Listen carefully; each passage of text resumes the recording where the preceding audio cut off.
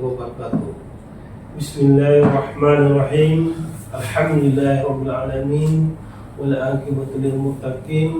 Wala 'udwana illa 'alal zalimin. Asyhadu an la ilaha illallah wahdahu la syarikalah wa asyhadu anna Muhammadan abduhu wa rasuluh. Sahabat-sahabat Bawaslu yang saya hormati, hari ini memasuki hari ke-12 bulan puasa tahun 2024, yang mana pada hari ini kita sama-sama melaksanakan puasa dan mengharapkan ridho dari Allah Subhanahu wa taala, sehingga kita mendapat rahmat dan syafaat Allah Subhanahu wa taala. Sahabat-sahabat Bawaslu yang saya hormati, hari ini pembahasan kita tentang refleksi terhadap pengawasan pemutahiran data pemilih. Pemutahiran data pemilih dan penyusunan daftar pemilih merupakan salah satu tahapan yang sangat seksi dalam pemilu untuk mengawal hak pemilih warga negara Indonesia. Pada pemilu 2024 ini sangat berbeda dengan pemilu 2019. Pada 2019, Bawaslu mempunyai akses terkait dengan data pemilih. Yang kedua, pemilu 2019 dasar untuk pencoplitan yaitu berdasarkan de facto. Nah, pada 2024 pemutahiran data pemilih dan penyusunannya itu berdasarkan de jure, dan Bawaslu tidak memiliki akses terhadap data pemilih, tidak memiliki data dan tidak memiliki NIK. Jadi logikanya seperti ini. Bagaimana kita mau mengawasi daftar pemilih dan pencoplitannya ketika kita tidak memiliki data yang akan kita awasi? Itu permasalahan yang pertama. Yang kedua, struktur dari Bawaslu itu sendiri di kelurahan itu hanya terdiri dari satu orang, sementara satu kelurahan itu bisa mencapai puluhan dari pantarlih yang akan melakukan pemutahiran data pemilih. Contoh misalnya di Kecamatan Alam Rajo, di Kelurahan Simpang Limbo atau Kerali Besar, itu jumlah pantarlihnya lebih dari 60 orang. Sementara jajaran Bawaslu yang untuk mengawasi di tingkat kelurahan tersebut hanya satu orang. Nah, perubahan dasar hukum tadi membuat Bawaslu untuk merubah metode pengawasan untuk pemutahiran data pemilih pada 2024. Yang pertama yaitu melaksanakan pengawasan melekat tadi. Nah, yang kedua melakukan uji petik. Yang ketiga melakukan patroli pengawasan dan membuka posko kawal hak pilih.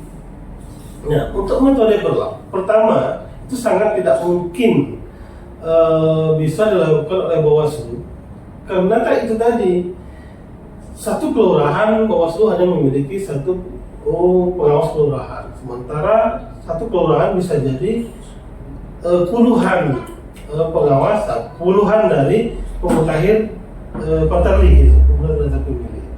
Nah, sehingga muncullah metode yang kedua, itu melakukan uji petik terhadap apa yang sudah dicoklit oleh pantarlih.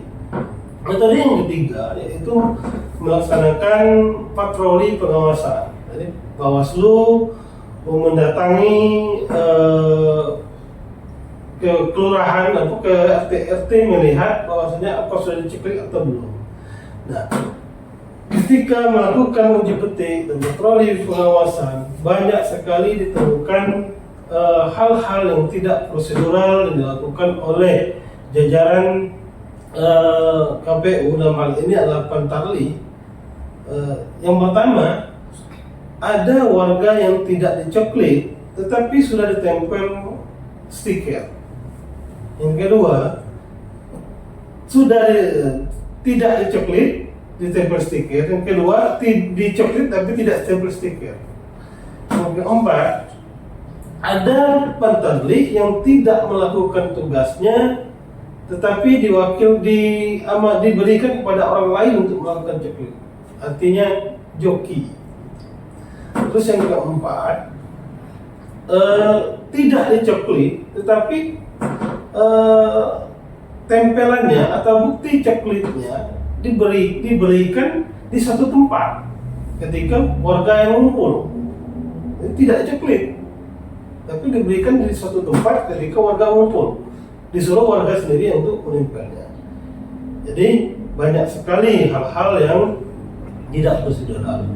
Untuk itu Bawaslu beserta jajarannya, Panwascam, BKD sudah memberikan rekomendasi atau saran perbaikan kepada KPU beserta jajarannya untuk memperbaiki atau mengulang coklit di mana tempat-tempat ditemukan pelanggaran tersebut.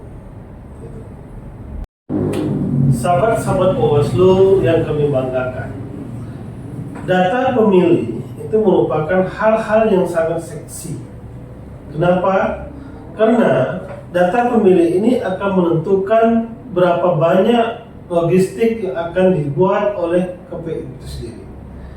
Yang kedua, data pemilih ini merupakan hal yang sangat seksi. Kenapa?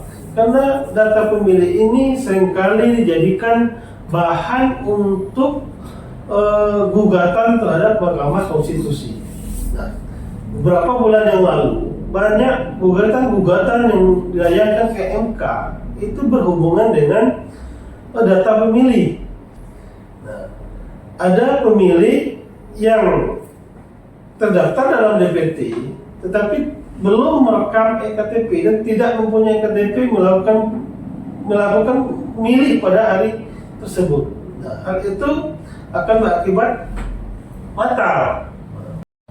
Oleh sebab itu, Bawaslu Kota Jambi ketika pemutakhiran data pemilih selalu berkoordinasi dengan KPU, dengan Dukcapil terkait pemilih-pemilih yang belum melakukan perekaman EKTP ini.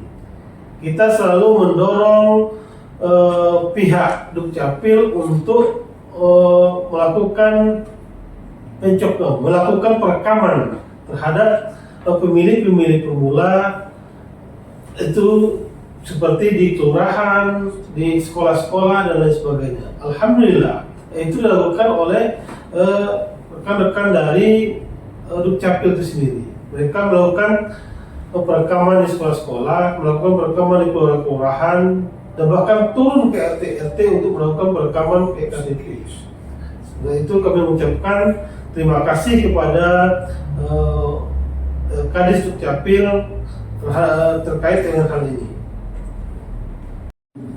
Selanjutnya kami juga mengucapkan terima kasih kepada rekan-rekan Bawaslu Kota Jambi, Panwascam Kota Jambi, PKD Kota Jambi atas partisipasinya dalam melaksanakan pengawasan terhadap pemutahiran data pemilih.